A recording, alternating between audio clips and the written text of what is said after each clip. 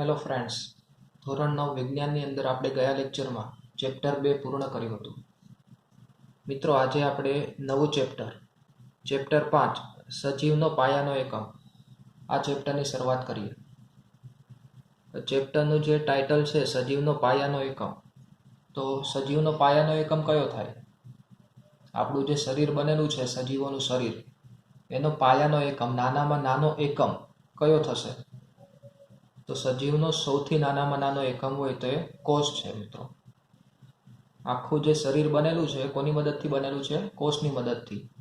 તો આખા ચેપ્ટરની અંદર આપણે કોષ વિશે અભ્યાસ કરવાનો છે કે કોષની અંદર કયા કયા ભાગો હોય, કઈ કઈ અંગિકાઓ રહેલી હોય છે, દરેક ભાગનું કાર્ય, દરેક અંગિકાઓનું કાર્ય, એની રચના, એ બધા વિશે આપણે અભ્યાસ કરવાનો છે. તો શરૂઆત કરીએ મિત્રો. કોષ શબ્દનો અર્થ આપી તેની શોધ વિશે માહિતી આપો. કે આ જે શબ્દ છે કોષને ઇંગ્લિશમાં સેલ કહેવાય. શું કહેવાય મિત્રો? સેલ. તો આ જે શબ્દ છે એનો અર્થ આપવાનો અને આ સેલની શોધ કેવી રીતે થઈ, કોષની શોધ કેવી રીતે થઈ, તેની માહિતી આપવાની છે મિત્રો.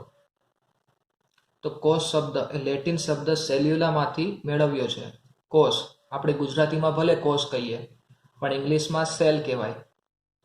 આ સેલ શબ્દ છે એ લેટિન શબ્દ સેલ્યુલામાંથી મેળવેલો શબ્દ છે. સેલ કે સેલ્યુલામાંથી મેળવવામાં આવ્યો છે. હવે સેલ એનો અર્થ શું થાય? રૂમ અથવા તો નાનો ઓરડો. તમને ખબર હશે કે નાનો અમથો રૂમ હોય તો એને ઇંગ્લિશમાં શું કહેવાય? સેલ કહેવાય.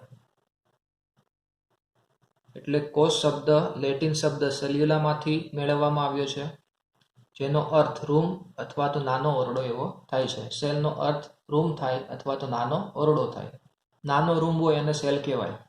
એટલા માટે એના પરથી આ સેલ શબ્દ લેવામાં આવ્યો છે. હવે એની શોધ કેવી રીતે થઈ? તો મિત્રો, રોબર્ટ હુક નામના અંગ્રેજ વૈજ્ઞાનિકે, નામ ખાસ યાદ રાખજો, રોબર્ટ હુક. આ રોબર્ટ હુક નામના જે અંગ્રેજ વૈજ્ઞાનિક હતા, એમણે જાતે એક સૂક્ષ્મદર્શક યંત્ર બનાવ્યું અને આ સૂક્ષ્મદર્શક યંત્રમાં બાટલીનું જે બૂચ હોય એ બૂચના એકદમ પાતળા છેદનું એણે નિરીક્ષણ કર્યું. કે રોબર્ટ હુકે શું કર્યું મિત્રો?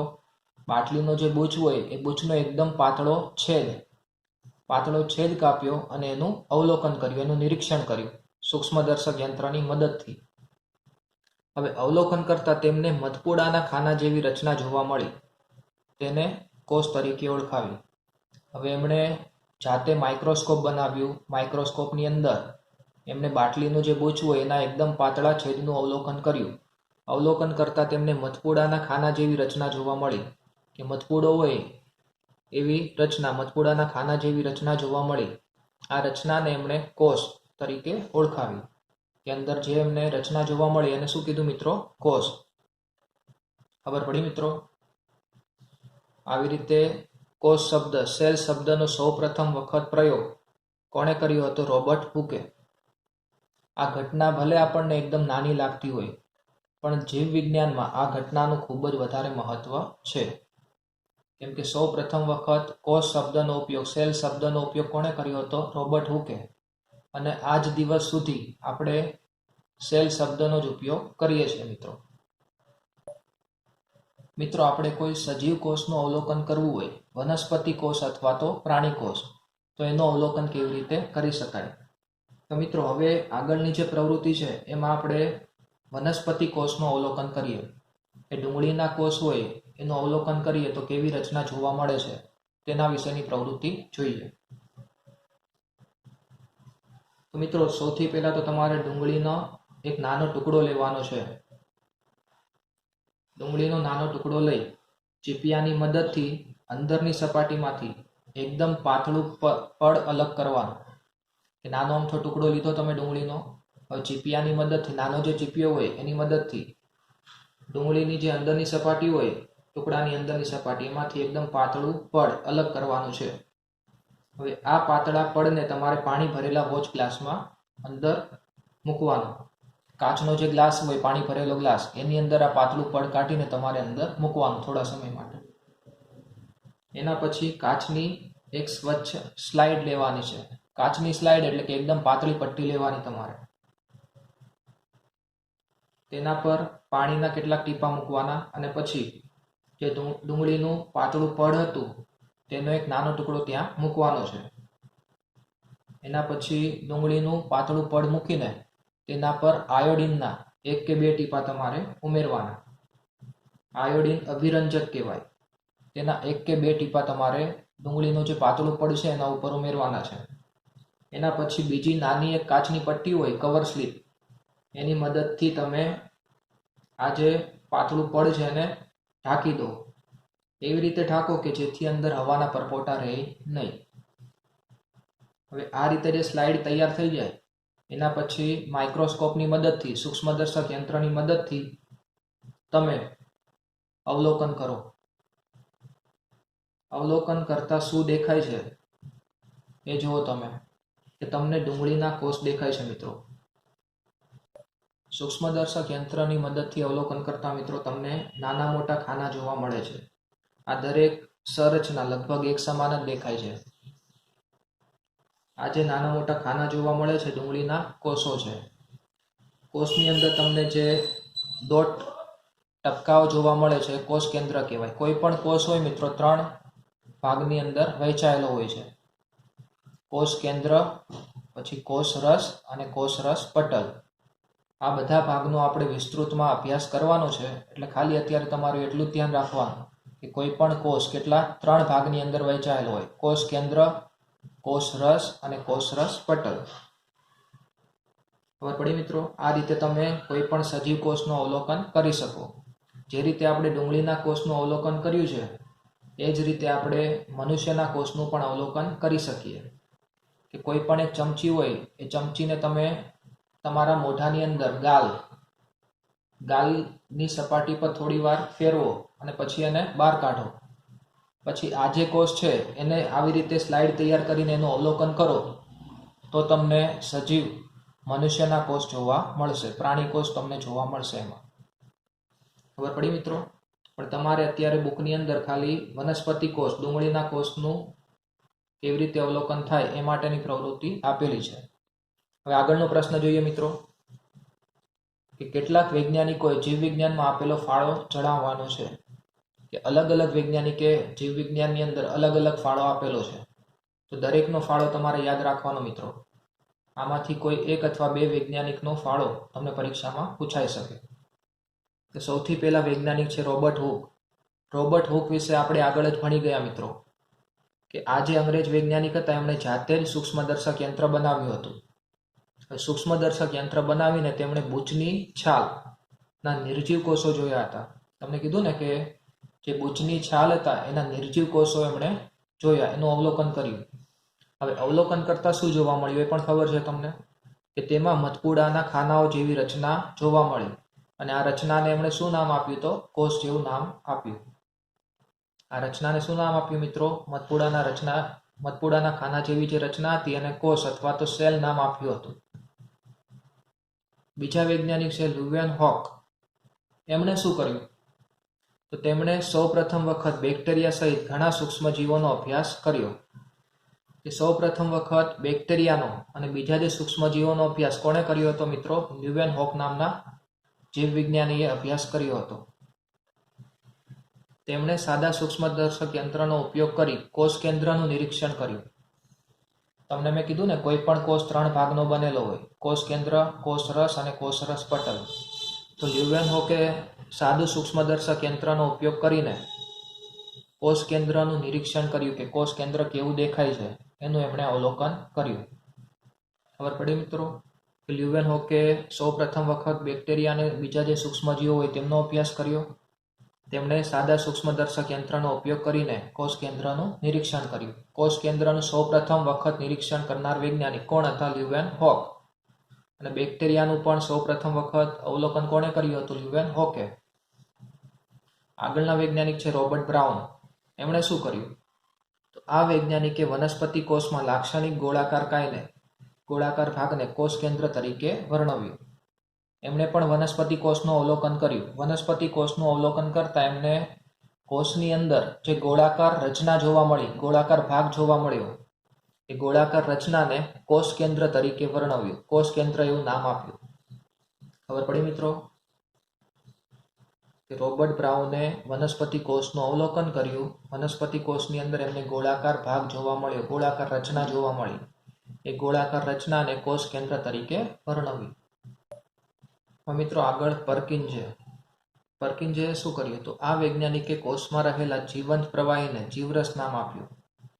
મિત્રો કોષ કેન્દ્ર હોય એની ફરતે કોષ રસ રહેલું હોય. જે જીવંત પ્રવાહી, કોષની અંદર જે જીવંત પ્રવાહી રહેલું હોય એને શું કહેવાય? જીવરસ અથવા તો કોષ રસ પણ કહી શકાય. તો એનું સૌ પ્રથમ વખત અવલોકન કોણે કર્યું? નામ કોણે આપ્યું? તો પર્કિન્જે નામના વૈજ્ઞાનિકે. યાદ રહેશે ને કે આ વૈજ્ઞાનિકે કોષમાં રહેલા જીવંત પ્રવાહી, કોષની અંદર જે જીવંત પ્રવાહી રહેલું હોય એને જીવરસ અથવા તો કોષરસ નામ આપ્યું. એના પછી સ્લેડન અને સ્વાન તેમણે કોષવાદ રજૂ કર્યો. પ્રાચીન કોષવાદ કે તેમના મતે બધી જ વનસ્પતિઓ અને પ્રાણીઓ કોષના બનેલા છે અને કોષ એ સજીવનો પાયાનો એકમ છે. આ બંને વૈજ્ઞાનિકોએ એવું કીધું કે જે પણ સજીવો છે, દરેક સજીવ, વનસ્પતિ હોય કે પ્રાણી હોય, એ દરેકે દરેક સજીવ શેના બનેલા છે મિત્રો? કોષોના બનેલા છે. કોષો ભેગા થઈને સજીવોનું શરીર બનાવે છે અને કોષ એ સજીવનો પાયાનો એકમ છે.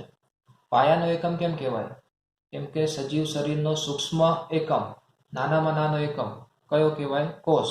આપણે જે પણ કાર્યો કરીએ છીએ એ બધા કાર્યો કોની મદદથી થાય? કોષની મદદથી જ થાય છે. કોષની અંદર જે અંગિકાઓ હોય એ અંગિકાઓની મદદથી આપણે બધા કાર્યો કરી શકીએ. એટલે આ બંને વૈજ્ઞાનિકોએ એવું કહી દીધું કે કોષ એ સજીવનો પાયાનો એકમ છે.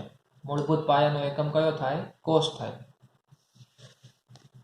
એના પછીના વૈજ્ઞાનિક છે મિત્રો વિર્શોવ, કે આધુનિક કોષવાદ રજૂ કર્યો. આગળના બંને વૈજ્ઞાનિક હતા સ્લેડન અને સ્વાન, એમણે પ્રાચીન કોષવાદ રજૂ કર્યો હતો ઘણા વર્ષો પહેલા. પણ આધુનિક કોષવાદ કોણે રજૂ કર્યો છે? વિર્શોવ નામના વૈજ્ઞાનિકે. તેમણે સમજાવ્યું કે પૂર્વ અસ્તિત્વ ધરાવતા કોષમાંથી નવા કોષોનું સર્જન થાય છે. મિત્રો નવા કોષોનું સર્જન થવા માટે કેટલાક કોષો હોવા જરૂરી છે? પૂર્વ અસ્તિત્વ એટલે કે પહેલા અસ્તિત્વ ધરાવતા જે કોષો હોય એમાંથી જ નવા કોષોનું સર્જન થઈ શકે. કોઈ પણ બાળક હોય એ ધીમે ધીમે મોટો થાય એટલે એના શરીરની અંદર જે કોષો હોય એની સંખ્યામાં વધારો થાય છે. સંખ્યામાં વધારો કેવી રીતે થાય?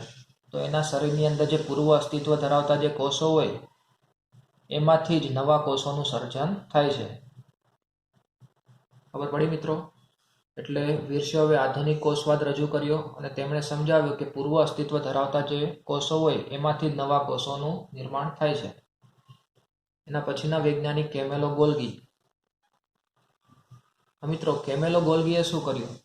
આ વૈજ્ઞાનિકે ગોલ્ગી પ્રસાધનનું સૌ પ્રથમ વખત અવલોકન અને વ્યવસ્થિત વર્ણન કર્યું. મિત્રો કોષરસની અંદર ઘણી બધી અંગિકાઓ આવેલી હોય છે. આ દરેક અંગિકાનો અભ્યાસ આપણે કરવાનો છે. એની રચના કેવી હોય અને એનું કાર્ય. કોષરસની અંદર એક અંગિકા આવેલી હોય છે મિત્રો, ગોલ્ગી પ્રસાધન. આ ગોલ્ગી પ્રસાધનનું સૌ પ્રથમ વખત અવલોકન અને વ્યવસ્થિત વર્ણન કોણે કર્યું હતું? કેમેલો ગોલ્ગી નામના વૈજ્ઞાનિકે. એટલે તેમના નામ પરથી આ જે અંગિકા છે એને શું કહેવાય? ગોલ્ગી પ્રસાધન તરીકે ઓળખવામાં આવે છે. યાદ રહ્યું મિત્રો કે કેમેલો ગોલ્ગીએ શું કર્યું હતું? તેમણે કોષરસની અંદર જે અંગિકા હોય છે, ગોલ્ગી પ્રસાધન અંગિકા, તેમનું સૌ પ્રથમ વખત અવલોકન કર્યું અને વ્યવસ્થિત વર્ણન કર્યું હતું મિત્રો. હવે આગળનો પ્રશ્ન જોઈએ. એકકોષીય અને બહુકોષીય સજીવોની માહિતી આપો. મિત્રો બે પ્રકારના સજીવો હોય તમને ખબર જ છે, એકકોષીય સજીવ અને બહુકોષીય સજીવ. હવે એકકોષીય સજીવ કોને કહેવાય? બહુકોષીય સજીવ કોને કહેવાય? તેના વિશે જોઈએ. કે એકકોષીય સજીવ હોય તો તેમનું શરીર ખાલી એક જ કોષનું બનેલું હોય. એક જ કોષનું બનેલું શરીર હોય તો એવા સજીવોને શું કહેવાય? એકકોષીય સજીવો. એમાં બધા કાર્યો એક જ કોષ દ્વારા થતા હોય છે. એક જ કોષ બધા કાર્ય કરી સંપૂર્ણ સજીવ તરીકે વર્તે છે. જેમનું શરીર એક જ કોષનું બનેલું છે અને એક જ કોષ બધા કાર્ય કરી શકે અને સંપૂર્ણ સજીવ તરીકે વર્તે, તેવા સજીવોને શું કહેવાય? એકકોષીય સજીવો. વિભાજન દ્વારા તેના જેવા સંતતિ ઉત્પન્ન થાય છે. હવે એક કોષીય સજીવ હોય એમાંથી બીજો સજીવ ઉત્પન્ન કેવી રીતે થાય? તો એના માટે કોષ વિભાજનની પદ્ધતિ છે મિત્રો. કોઈ પણ કોષ હોય એનું વિભાજન થાય. કોષ વિભાજન દ્વારા એક કોષમાંથી બે કોષ બને છે. એટલે એક કોષીય સજીવોની અંદર કોષ વિભાજન દ્વારા તેના જેવી જ સંતતિ એટલે કે તેના જેવો જ બીજો સજીવ, સંતતિ એટલે તેના જેવો જ બીજો સજીવ ઉત્પન્ન થાય છે. એના કેટલાક ઉદાહરણો જોઈએ તો બેક્ટેરિયા એક કોષીય સજીવ કહેવાય મિત્રો. પછી અમીબા, પેરામિસિયમ, પ્લાઝ્મોડિયમ, ક્લેમિડોમોનાસ આ બધા એક કોષીય સજીવો છે. અમીબાનું નામ તો તમે પહેલા પણ સાંભળ્યું હશે મિત્રો. 8મા ધોરણની અંદર તમે અમીબા અને પેરામિસિયમ બંનેનું નામ સાંભળેલું હશે કે આ બંને એક કોષીય સજીવો છે. આ ક્લેમિડોમોનાસ એક પ્રકારની વનસ્પતિ છે, એક કોષીય વનસ્પતિ. એટલે આ દરેક સજીવો કેવા છે મિત્રો? એક કોષીય સજીવો છે. બહુકોષીય સજીવો તો એક જ સજીવના શરીરમાં ઘણા કોષો ભેગા મળી જુદા જુદા કાર્યો કરવા માટે વિવિધ પેશી અંગ કે અંગતંત્ર રચે છે. મિત્રો બહુકોષીય સજીવો હોય તો એમાં ઘણા બધા અનેક કરોડો કોષો રહેલા હોય છે. એમાં કોષો ભેગા મળીને જુદા જુદા કાર્યો કરવા માટે પેશી બનાવે, પેશી ભેગી થઈને અંગ બનાવે અને અંગ ભેગા થઈને તંત્ર બનાવે છે મિત્રો. કે બહુકોષીય સજીવના શરીરની રચના કેવી રીતે થાય? તો કોષો ભેગા મળીને શું બનાવે મિત્રો? પેશી બનાવે. ઘણા બધા કોષો ભેગા મળીને પેશી બનાવે, ઘણી બધી પેશી ભેગી મળે અને અંગ બનાવે, અને અંગો ભેગા મળીને અંગતંત્ર બનાવે છે. ધારો કે આપણું પાચન તંત્ર એ આખું અંગતંત્ર કહેવાય કે પાચન તંત્રની અંદર ઘણા બધા અંગોનો સમાવેશ થાય. અન્નનળી, જઠર, નાનું આંતરડું, મોટું આંતરડું, આવા બધા અંગોનો સમાવેશ પાચન તંત્રની અંદર થાય તો એ અંગતંત્ર કહેવાય મિત્રો. દરેક બહુકોષીય સજીવ હોય તો એક જ કોષમાંથી નિર્માણ પામે છે. બહુકોષીય સજીવોનું નિર્માણ કેવી રીતે થાય તો એ પણ તમને ખબર જ હશે કે જ્યારે અંડકોષ અને શુક્રકોષ બંને જોડાય ત્યારે ફલનની ક્રિયા થાય છે, ફલિતાંડ બને. ફલિતાંડ એક પ્રકારનો કોષ જ છે. એમાંથી પછી એક કોષમાંથી ઘણા બધા કોષોનું નિર્માણ થાય. ખબર પડી મિત્રો? હવે એના ઉદાહરણો જોઈએ તો ઈસ્ટ સિવાયની ફૂગ. ફૂગ બે પ્રકારની હોય તમને ખબર હશે, ઈસ્ટ અને મોલ્ડ. ઈસ્ટ છે તો એને એક કોષીય ફૂગ કહેવાય, પણ મોલ્ડ એટલે બહુકોષીય ફૂગ. ઈસ્ટ સિવાયની જે ફૂગ હોય એને બહુકોષીય ફૂગ કહી શકાય. એના પછી જે પણ વનસ્પતિ જોવા મળે, પ્રાણીઓ જોવા મળે, દરેક સજીવો કેવા છે? બહુકોષીય સજીવો. એટલે ટૂંકમાં એક કોષીય સજીવ હોય તો તમે નરી આંખે એને જોઈ શકો નહીં. એને જોવા માટે તમારે સૂક્ષ્મદર્શક યંત્રનો ઉપયોગ કરવો પડે. પણ તમને તમારી આજુબાજુ જે પણ સજીવો દેખાય છે બધા સજીવો કેવા હશે? બહુકોષીય સજીવો હશે મિત્રો. ખબર પડી તમને? તો મિત્રો આજના લેક્ચરમાં આપણે અહીંયા સુધી રાખીએ. બાકીના ચેપ્ટરનો અભ્યાસ આપણે આવતા લેક્ચરમાં કરીશું. અસ્તુ.